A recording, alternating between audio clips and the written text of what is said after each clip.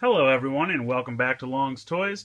Today I have another Ultraman Orb review for you. This is the largest DX vinyl doll in the Ultraman Orb line to date, and also the most expensive, as a matter of that. This guy was around 3,200 yen, depending on where you picked him up.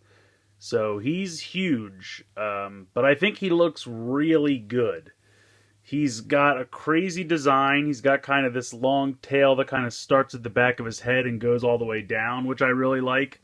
And it's got this kind of like pincer claw on the bottom. Doesn't move or anything, it's solid, but a lot of beautiful molded in detail. You have some really nice gold paint here. You have some kind of blackish silver paint. I love the design of the head. Just to try to get a little bit closer in there.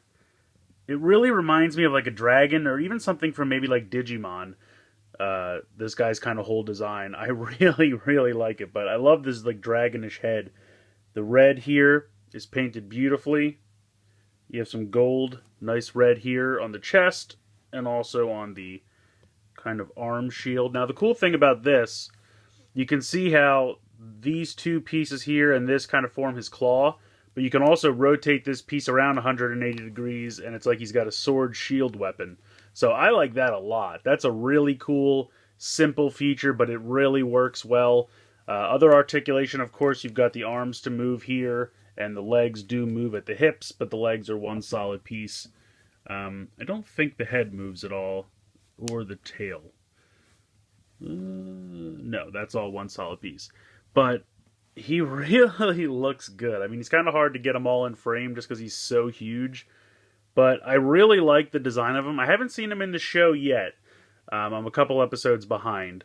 But I'm excited for this guy to show up because he looks magnificent. It's really well done. It is a big and, one of the more expensive of the vinyl dolls, but I like it. The other cool thing is that because of his scale, he kind of works like with, Sentai Mecha or Power Ranger Megazords. Most Bandai Power Ranger Megazords are maybe like a head taller, so maybe about here. So pretty much the exact same level in height as this guy. So if you wanted to set up a scene with him like battling a Megazord or something, it would be really well scaled. And I think that would look really neat. He's got some cool cannons molded onto these claws. Just a lot of beautiful molded in detail. Really nice paint. I mean, you can see the kind of gradient of the shading from the silver into the white, which I think looks really nice. Then you have the kind of darker accent colors. So, I mean, I'm not sure if on the show he's got this gold kind of trim all the way down. I would assume he does, but just for, money's sake and whatever, they put as much detail into it as they can without driving up the price even more because he's already kind of big and expensive. But I mean, this guy, I think, if he's not my favorite, he's definitely one of my favorite, because I love this spinning claw and sword gimmick he's got here on his left arm, and I love the cannons here, and just the design and the paint and the color scheme, everything about this guy I absolutely love. I love the dragon motif. Like I said, it really reminds me of a Digimon or something, and I love Digimon, so it's just kind of combining a lot of the aspects of different shows and things that I like all together. And I love that he's the same size as a Megazord, because you could really make a nice display with him like fighting a Megazord or a Sentai Mecha or something like that. Really cool there. He does, of course, come with a card. Here is the tag that he was sticking out of his neck before I cut it off. And then here is the card for Galactron. So a very nice card. As you can see, it's kind of a green color. He is number T41. Not a whole lot going on in the back. But of course there are sounds to be had with this in the DX Orb Ring, so let's check that out. Alright, so we'll go ahead and pop on the Orb Ring here. Move this up a bit. Get the card.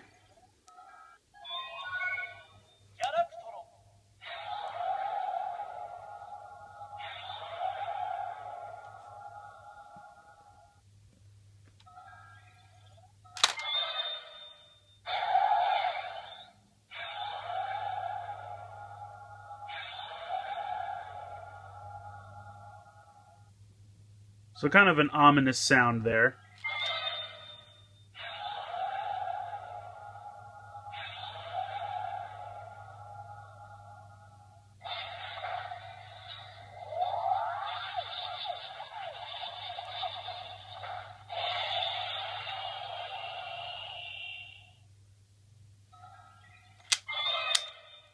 So I like those sounds a lot. It's kind of like a faint roar with an echo, and then you get some kind of like laser firing sounds. Really neat. I think that's really cool.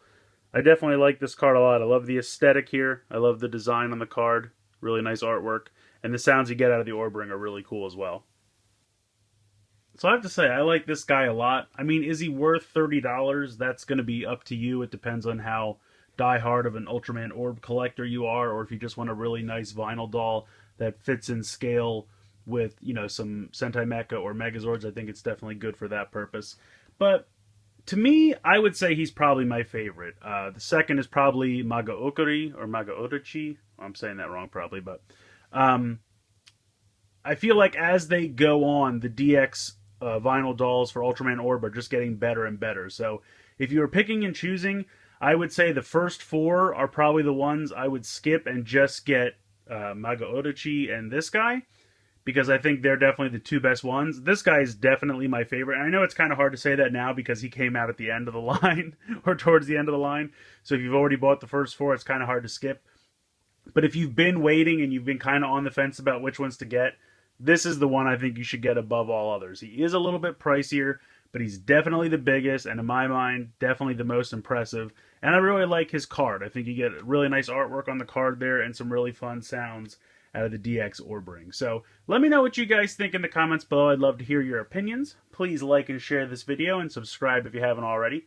I hope you've enjoyed this look at the DX Ultraman Orb vinyl doll for Galactron, and thank you so much for watching.